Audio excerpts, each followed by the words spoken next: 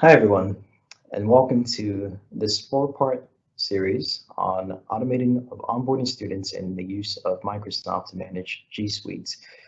For those who don't know me, my name is Chidera Idowu, and I'm a solutions architect with Akins IT. I've been with the company for just under a year now, and my primary focus is that of a Microsoft 365 solutions architect with emphasis on the security and compliance front.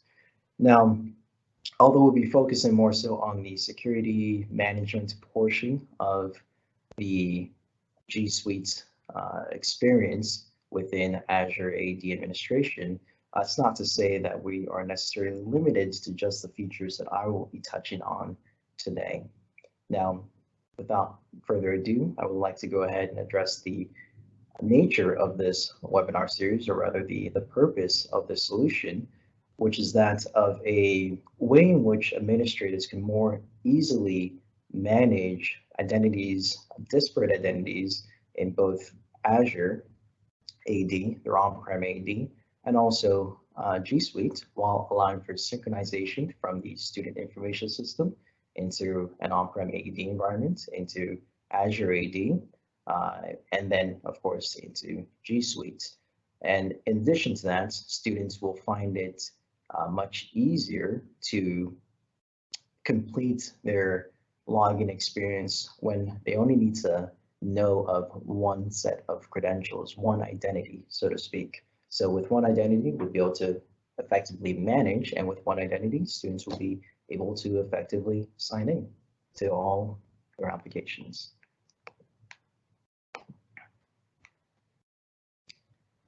So then, taking a look here at just a high-level overview, again, that's a synchronization that will be establishing between the student information system into the on-prem AD, into Azure AD, and then lastly into G Suite.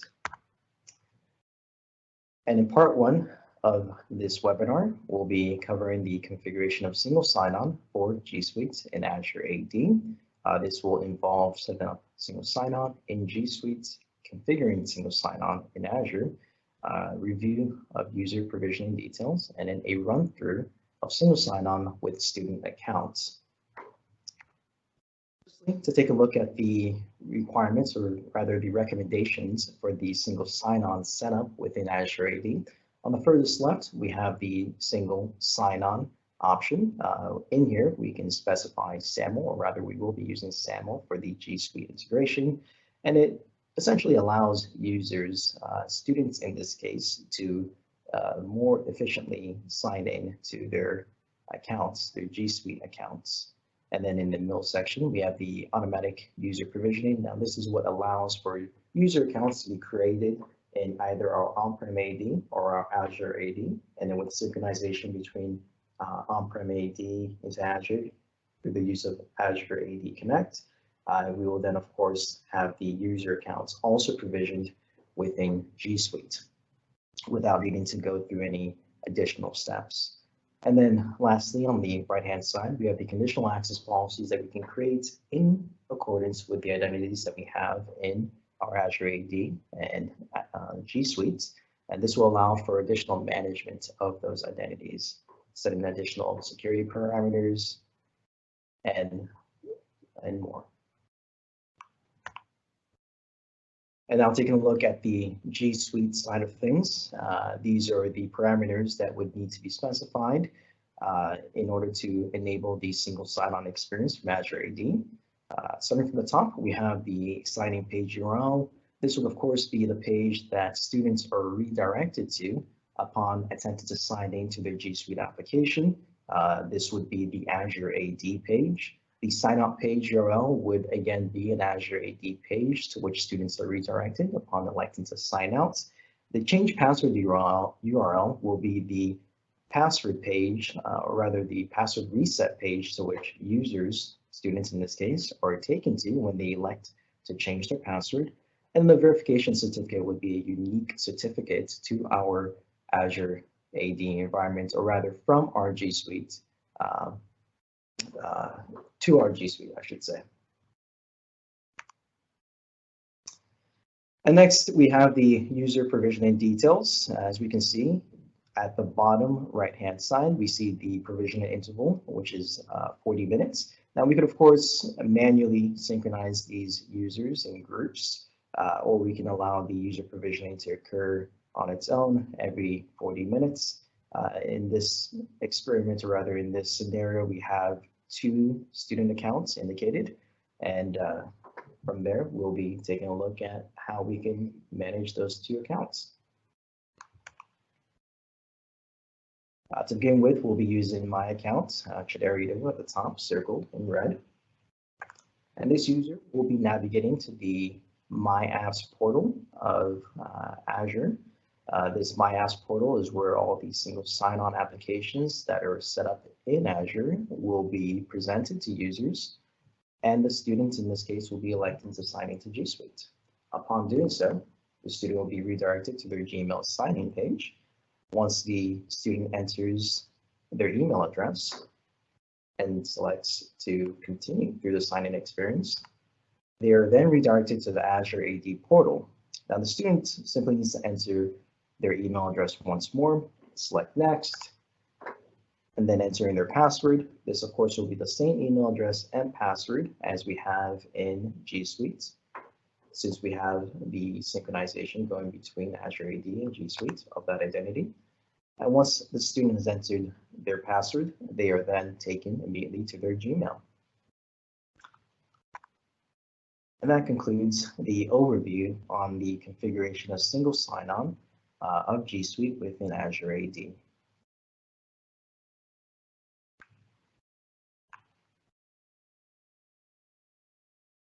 And now in part 2 of this webinar series on configuring these management of G Suite within Azure AD, we'll be focusing on configuring conditional access for G Suite. The topics that we'll be outlining here include an overview of conditional access, a sample conditional access policy for MFA, multi-factor authentication based on the location of the user, and then a review of a student's login experience once we have that conditional access policy in place.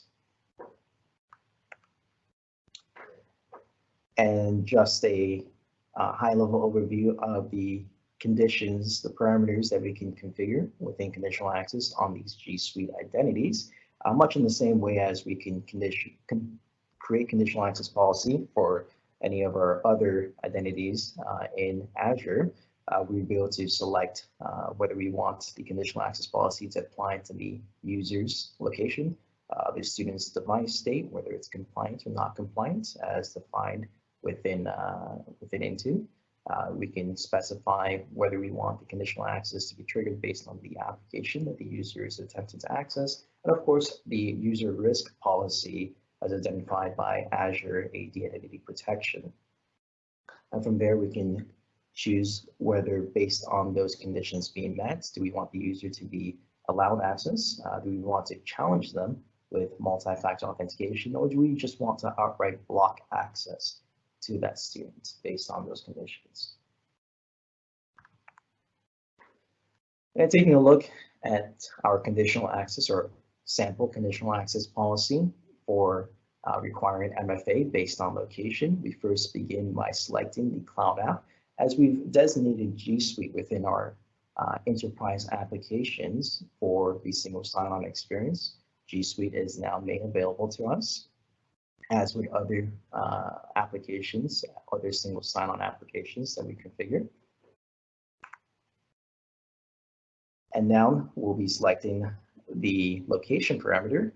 We want to go ahead and indicate that any user signing in from any location should be made to comply with this conditional access policy.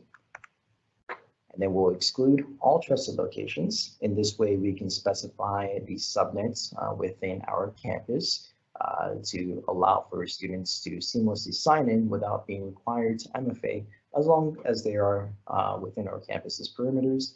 And then whenever they're outside of our campus in areas that we feel would be less secure or perceived to be less secure, we can then require MFA.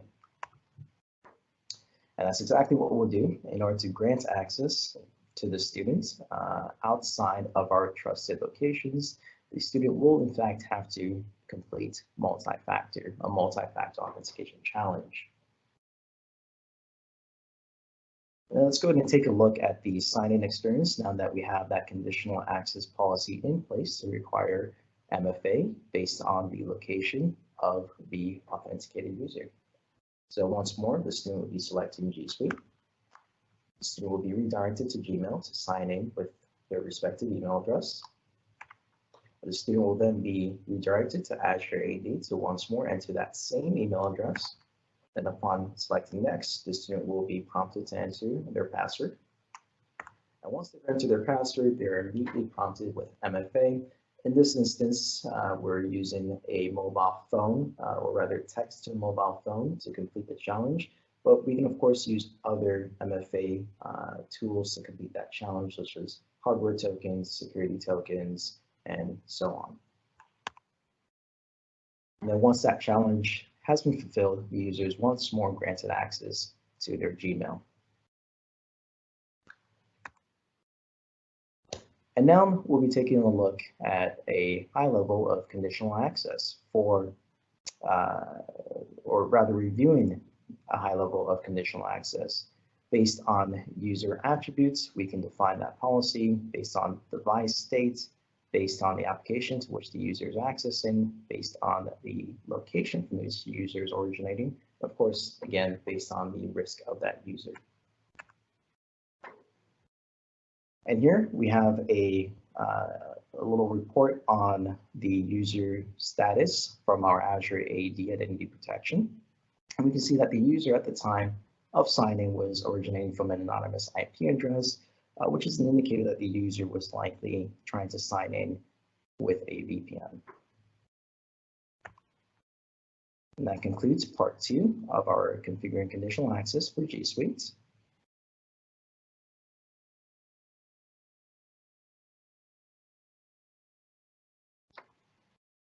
In part 3 of our webinar on managing G Suite identities with Azure AD, we'll be taking a look at configuring InTune for facilitating device management for G Suite users. The topics we'll be highlighting include a review of a sample InTune Wi-Fi policy, highlighting the granularity that can be achieved with InTune in place, and then an overview of available conditions and controls once we do have InTune in place. So here we'll be looking at a Wi-Fi policy or a Wi-Fi configuration profile rather within InTune. The Wi-Fi type in this case is enterprise. The Wi-Fi name is just a generic school Wi-Fi. The connection name, again, generic school Wi-Fi. And then the setting for automatically connecting to this SSID upon being within within range of it will be set to on, yes, for on. And then whether we want the device to be allowed to connect to other preferred networks, if that device has them, we'll leave that as on as well. And then connecting to this network, even when it's not broadcasting its SSID, so even when the SSID is hidden, we'll set that to yes as well. And as we're not on a muted connection, we can go ahead and leave that as unrestricted, but we can of course change it if that were the case. And just an overview of the mobile app management and mobile device management section of InTune that can of course be configured on these G Suite identities on the devices that students are using. I can manage just the applications, just the data within those applications that are tied to our school, or we can choose to manage the entire device if it's a device that is provided by the school.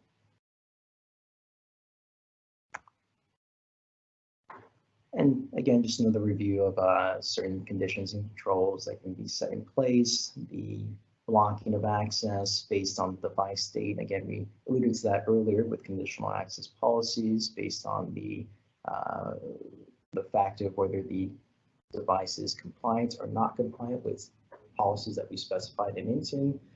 We can restrict access based on that compliance to just certain resources. We can, of course, require MFA. force a password reset based on the user's risk, whether the user's identity has been found to be compromised in some way on the dark web.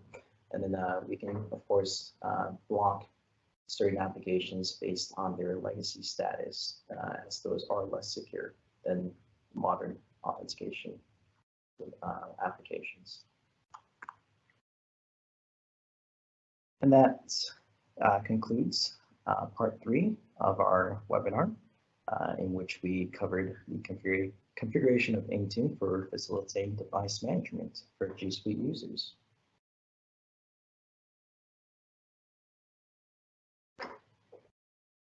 And now in part 4 of our webinar on managing G Suite identities through the use of Azure AD, we'll be reviewing Microsoft Cloud App Security reports on G Suite identities. Now and again, we have created 2 identities earlier, student identities, that is myself, and one for Michael Moss. In this instance, we'll be using Michael Moss' account for our demonstration purposes. And the topics we'll be highlighting are an overview of Microsoft Cloud App Security reports for student accounts, and a review of additional features through Microsoft 365 that can be leveraged once we have that in place. So taking a look here at the Microsoft Cloud App Security activity log, we can see that our student, Michael Moss, has been attempting to access an application by the name of Office 365 from a series of different IP addresses. From here, we can also see the location from which this user, this student, was originating, the United States, and the device status, or rather attributes, based on whether it's a Windows device, a Mac device, based on the web browser that was being used, in this instance Google Chrome, and the dates of each of these attempts to log in. And the connector for Microsoft Cloud Security can of course be set up through supported firewalls. You can of course ship the logs directly from a firewall to a VM and then connect that into Microsoft Cloud Security. Or you can leverage Windows Defender ATP, or rather what's now become Microsoft Defender ATP, which will connect all devices, regardless of whether or not they are on your firewall, into Microsoft Cloud Security. That would of course include Windows 10 devices, Windows 8. You can of course connect Mac OS devices, and Linux as well, and servers. And lastly, I just wanted to touch on, again, some of those additional features that can now be provisioned for those G Suite identities, now that we have them in both Azure AD and G Suite. We can of course leverage Microsoft Teams as a powerful collaboration tool for students to connect with each other, and of course to connect with their teacher. OneNote for note taking. Microsoft InTune, we touched on that earlier, the different policies that can be created and the different ways in which we can have additional control over devices that are provided to students, or even devices that are brought by students but are still accessing school resources. And then we can of course look into setting up third-party apps with single sign-on in addition to G Suite, other applications that might be used within the school but perhaps are not part of the G Suite umbrella.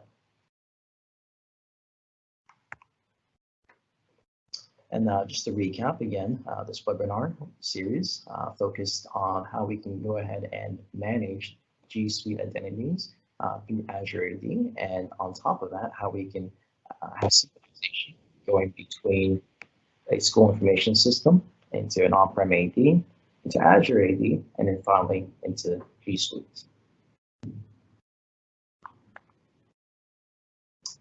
And this section in particular, this fourth part within our webinar series, highlighted an overview of Microsoft Cloud App Security reports for student accounts.